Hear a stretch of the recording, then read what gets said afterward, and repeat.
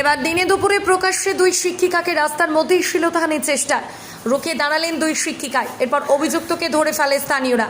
তাদের বেধড়ক মারধর করা হয় পুলিশের সামনে। বুধবার বিকালে ঘটনাটি ঘটে হাওড়ার শ্রীপুর পুলিশ লাইনের সামনে। জানা গেছে একটি ইংরেজি মাধ্যমের দুই শিক্ষিকা টোটোয় করে বাড়ি ফিরছিলেন।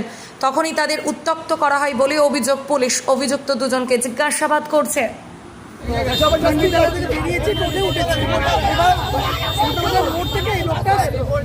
ছিল এদিকে সিটটা বসেছে, ইশারা করছে কন্টিনিউসলি।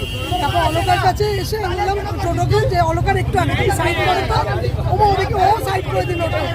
তারপর আবার কিছুক্ষণ পরে আবার আমি এসে এখানটা এসে ও তো ভয় পাচ্ছে বাড়ি এখানে, যেই এখানটা শিপুরে ঢুকলাম ও ওখানটা সাইড করে দাঁড়িয়ে গেছে।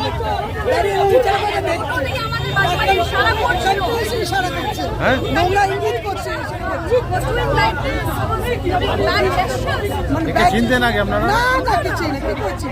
কতক্ষণ ধরে করছে এটা? সন্ধ্যাবাজারে মোড় থেকে এই পর্যন্ত। ও কিসে করে এসছে? আমরা টোটো করে ও লোকটা টোটোতে ছিল। ও কিসে ছিল? টোটো ও টোটোতে ছিল, আমরা টোটোতে ছিলাম। কাছে ইশারা করছে, এটা তো খুব বাজে জিনিস।